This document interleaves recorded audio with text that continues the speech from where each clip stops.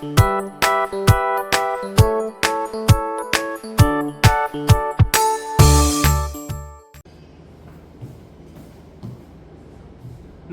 찍을까요? 네, 찍겠습니다. 네, 여러분 안녕하세요. 이어서 하도록 하겠습니다. 역사를 가장 꾹짝답게 가르친다고 자부한 누구? 김기현 선생님입니다. 네, 이번 파트에서는 거란과의 전쟁, 여진과의 전쟁을 중점적으로 다루고요. 마지막으로 이자경의 난과 묘청의 서경천덕 운동으로 해서 3부를 마무리 짓고자 합니다. 자, 우선은 조금 영상이 다소 조금 길어진 점 미안하게 생각을 합니다. 하지만 저기 영상이 좀 3부가 길더라도 시대사가 좀 길다 보니까 그런 거니까 좀 꼼꼼히 봐주시고요. 3부가 조금 길기 때문에 4부까지 나눌 수도 있습니다. 알겠죠? 요 3부 지금 3부라고 찍고 있지만 요걸 잘라서 4부로 3부와 4부로 나눌 수도 있음을 말씀을 드립니다. 자, 이제 어느덧 거의 다 왔습니다. 자, 아직 우리가 고려의 정치 파트를 하고 있는데요. 자, 고려의 정치사에서 오늘은 뭘 할 거냐면요. 정치사와 관련된 내용 중에 중점적으로 다룰 것은 바로 전쟁입니다. 전쟁과 관련된 이야기를 조금 하려고 합니다. 그래서 첫 번째 우리가 중점이 되는 것은 바로 고려 거란 전쟁입니다. 거란 전쟁과 관련된 내용들을 보고자 합니다. 자, 고려 거란 전쟁 같은 경우는 2차 침입과 그리고 3차 침입으로 나눌 수 있겠습니다. 자, 그래서 이 전쟁 관련해서는 거란 전쟁 하나 하고요. 그다음에 여진과의 전쟁을 다루도록 하겠습니다. 자, 2차 전쟁에서 우리가 기억하셔야 될 것은 배경입니다. 자, 배경은 일단은 고려가 약속을 지키지 않았기 때문에 거란이 쳐들어온 것이지만 결정적으로 이걸 핑계대고 와요. 바로 목종을 가차없이 살해한 사건. 누가? 강조라는 신하가 목종을 살해한 사건, 강조의 정변을 핑계 삼아서 쳐들어온다 그랬어요. 결국 어떻게 된다 했어? 강조가 첫 번째 전투에서 검찰하는 신무기를 통해서 거란군을 격파를 하지만 너무 건방을 떨다가 그 당일날 그 거란군에게 후방을 공격한 거란군에게 사로잡혀 버림으로써 어떻게 된다 그랬어요? 죽임을 당한다 그랬어요. 참수당한다 그랬습니다. 그래서 고려군이 무너지고 결국 현종이 어디까지 가네? 나주로 피난한다라고 했었어요. 그래서 저 한반도 남쪽까지 내려가게 됩니다. 자, 근데 결과가 어떻게 돼? 나주로 피난하게 됩니다. 그렇죠? 자, 근데 그 강조는 패배하지만 그래서 강조의 패배도 있었지만 우리가 기억해야 될 거. 자, 2차 전쟁의 영웅이죠. 양구의 활약 기억하셔야겠죠. 양구의 활약. 어디서 활약했다 했어? 흥화진과 바로 귀주에서 활약을 합니다. 자, 선생님이 키워드 속에 흥화진과 귀주와 관련된 지도 넣어놨으니까 꼭 자세히 보시길 바라. 하지만 전개 과정 그리고 양주가 활약했지만 현종이 어디로 피난해요? 네, 나주로 피난하고. 자, 결과 2차 전쟁의 결과 어떻게 됩니까? 그죠? 입조를 약속받고 고려 왕 현종이 거란의 황제에게 직접 와서 인사를 드리는 조건으로 해서 거란군이 물러갑니다. 현종의 입조 약속으로 그걸 입조라고 합니다. 직접 가서 인사를 드리는 거요. 입조를 약속받고 거란군 철수 플러스 양규의 공격. 약속받고 철수를 하는데 이 양규 장군이 가만히 두지 않고 돌아가는 거란군을 한 번 더 공격함으로써 큰 피해를 입힌다라고 했고요. 안타깝게 양규 장군은 이 피해를 입히는 과정 속에서 전사하셨다라고 말씀을 주셨습니다. 이게 바로 2차 전쟁이었고요. 자, 3차 전쟁 같은 경우, 3차 침입 같은 경우는 이 사람 기억하라고 했습니다. 3차 침입은 이 사람, 총사령관 누구? 강감찬 장군 기억하라고 했고요. 강감찬 장군의 대승, 바로 귀주 대첩이라고 하는 귀주 벌판에서 정면으로 맞붙어서 거란군을 격파한 적 귀주 대첩 기억하라고 했습니다. 그래서 3차 침입 때는요, 완벽하게 고려군이 승리를 거둠으로써 거란군이 이후에 더 이상 쳐들어오지 못하고요. 고려는 명실상부한 최강 군사국가로 떠오르게 됩니다. 동아시아에서. 그래서 이제 고려를 그 누구도 건드리지 못하게 되는데요. 자, 고려는 건방을 떨지 않고 결과적으로 뭘 하냐면 개경주의에 나성이라 그래서 울타리성을 축조하게 됩니다. 누구의 건의로 하게 되면 강감찬의 건의로 요거를 또 축조를 하게 됩니다. 즉 결과로 건방을 떨지 않고 오히려 이후에 또 거란이 쳐들어올지 모르니까 거기에서 방비하기 위해서 나성을 쌓기도 하고요. 또 고려 국경지대에 천리장성 축조를 시작하기도 합니다. 그렇죠? 그래서 거란과의 전쟁 3차 침입의 결과까지 여러분들이 체크해 주시면 되겠고요. 이 거란과의 전쟁 때 영웅 두 사람 양규와 강감찬 장군 꼭 기억해 주십사. 고려 거란 전쟁에 대한 주요 내용들을 제가 키워드를 적어 보았습니다. 이렇게 정리하시면 될 것 같습니다. 자, 끝! 자, 여신과 진행해 보도록 하겠습니다. 영상이 좀 길어지다 보니까 좀 마음이 급합니다. 빨리 하도록 하겠습니다.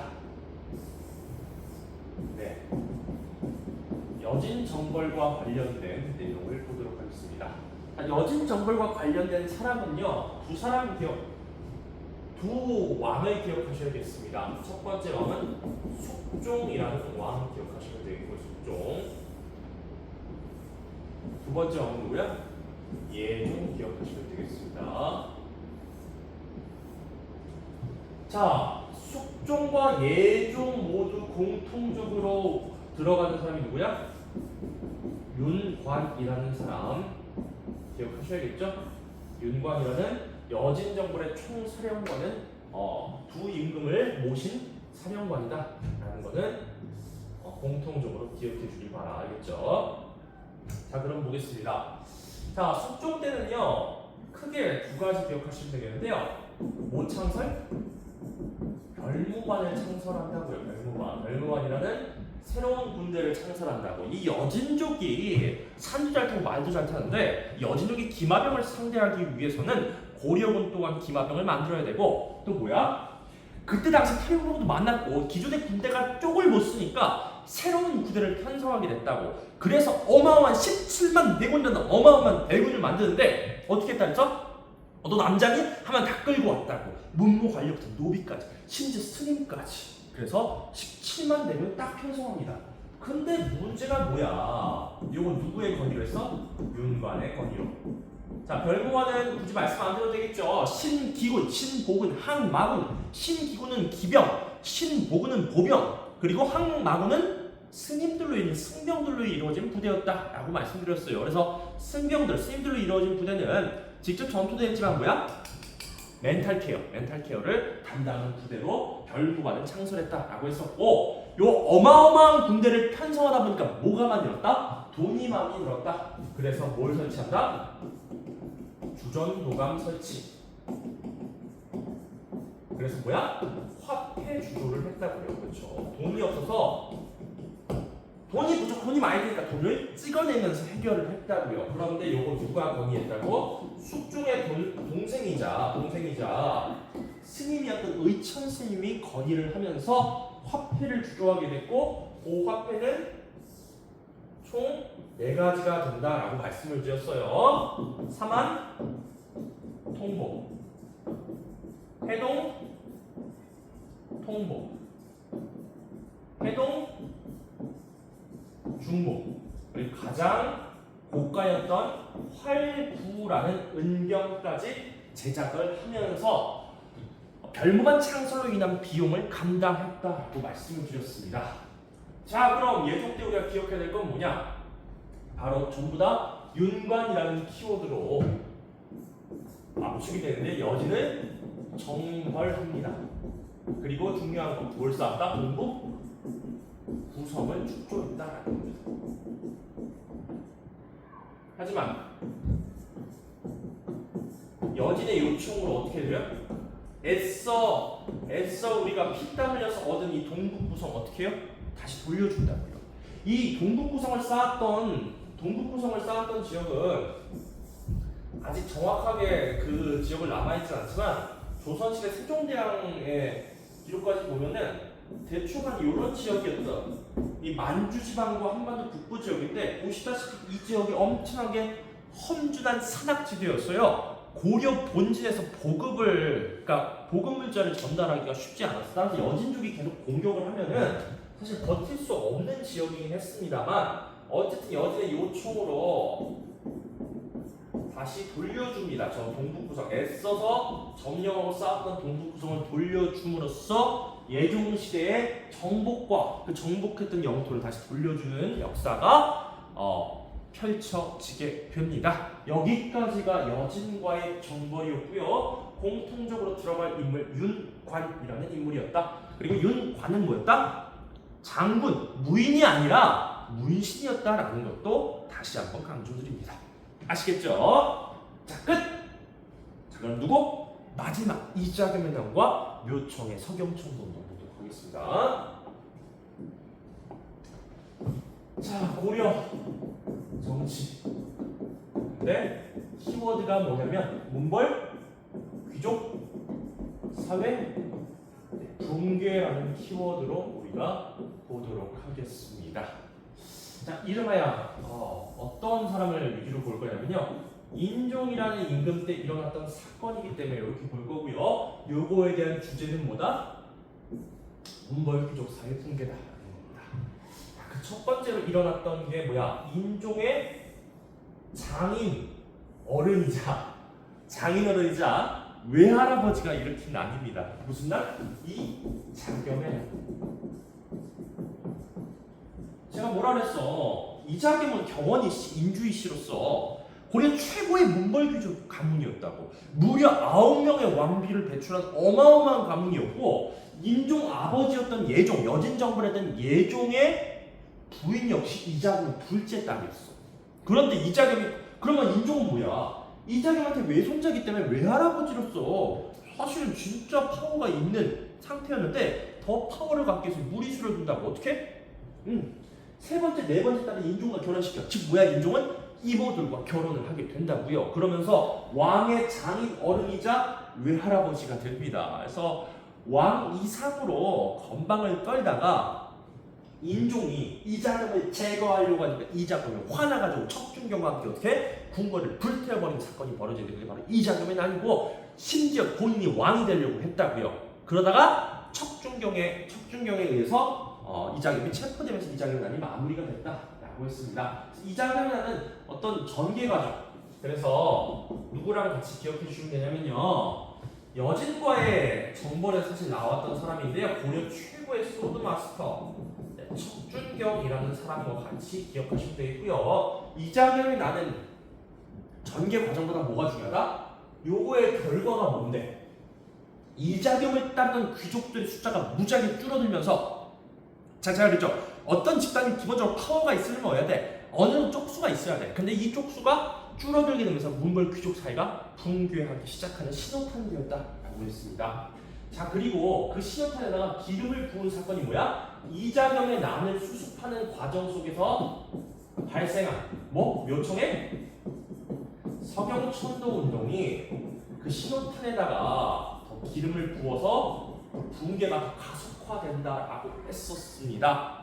자, 이자겸의 난이 일어나는 곳이 배경이 대경 수도였다면 여기는 어디서 일어난 거야? 고려의 두 번째 도시였던 서경에서 일어난 사건입니다. 그렇죠?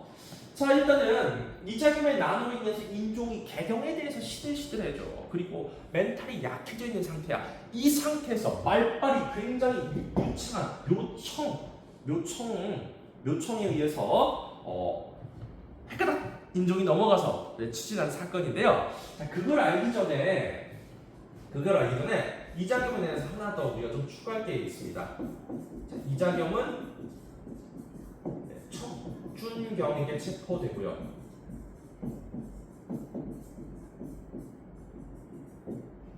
척준경. 이자겸을 체포해서 척준경은 어쨌든 이자겸 원래 편이었잖아. 그래서 척준경은 정지상에게 제거됩니다. 근데 우리가 기억해야 될 이 정지상을 꼭 기억하셔야 되는데요. 이 정지상은 누구냐면 서경 세력이에요. 서경 세력. 그래서 이 정지상이요. 서경 세력 정지상이 멘탈이 나가있던 인종에게 누굴 소개시켰냐면 묘청이라는 스님을 소개시키는데 이 묘청이 뭐냐면 되게 묘한 사람이야. 풍수지리설의 대가야. 그래서 인종을 멘탈을 어떻게 케어해주면 절대 폐하 잘못이 아닙니다. 이자겸의 나는 뭔 탓이냐면 개경이 너무 오랫동안 수도였기 때문에 땅의 기운이 쇠했습니다. 그래서 뭐다? 수도를 옮기신다면 앞으로 이러한 생각지도 싫은 이런 나쁜 일들이 일어나지 않을 겁니다. 오히려 저기 오랑캐였다가 제국이 된 저 금나라를 정벌할 수 있을 것입니다. 왜? 제가 보건대 용이 승천한 용의 기운이 서려있는 땅이 바로 서경이기 때문에 글로 수도를 옮기시면 됩니다. 라고 주장한다라고 했었어요. 그렇죠? 그래서 묘청의 서경천도 운동으로 해서 심지어 진짜 수도를 옮기기 위해서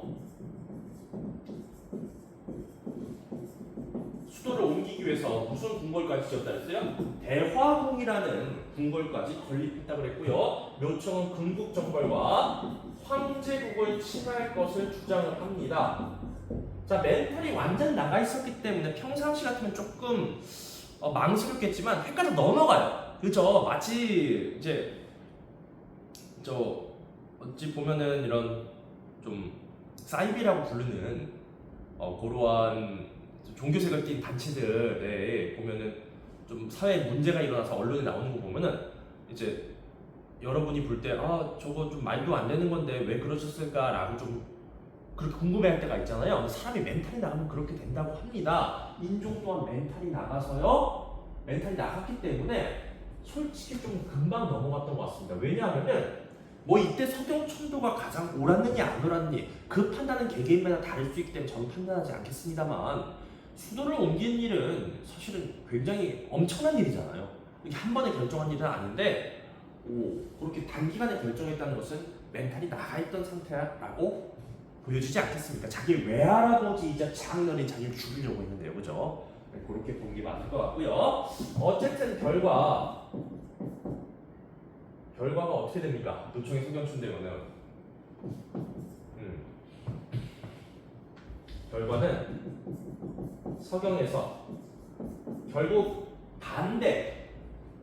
이 묘총이 주장했던 것이 반대 의사에 부딪힙니다. 그래서 서경에서 묘총이 반란을 일으키게 됩니다.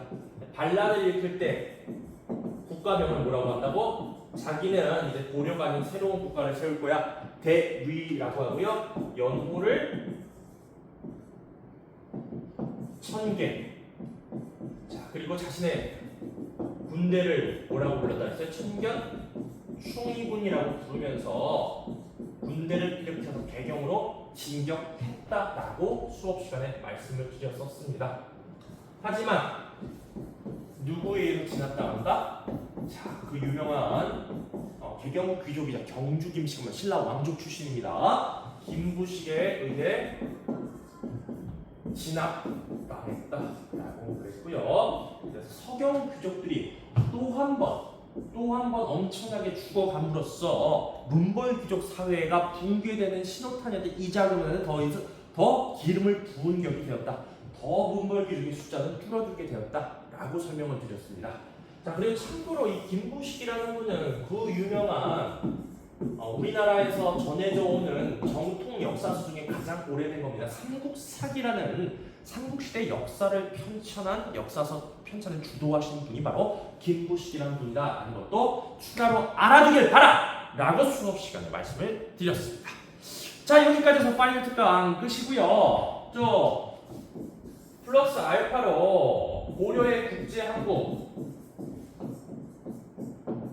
한국 병난도는 학습지에도 적어놨고 교과서 페이지도 적어놨기 때문에 꼭 한번 교과서를 함께 보시길 바라겠고요. 그리고 앞으로 출제되는 연습 문제는 말 그대로 연습일 뿐 너무 거기에 좌절하지 말아요. 실제 시험은 진짜 훨씬 더 쉽습니다. 훨씬 더 쉬워요. 그러니까 좌절하지 말고 끝까지 포기하지 말고 키워드 소스가 파이널 특강으로 마무리 꼭 지으시길 바라겠습니다. 아시겠죠? 그럼 7월 2일 2교시 시험 문제로 만나 뵙도록 하죠. 안녕.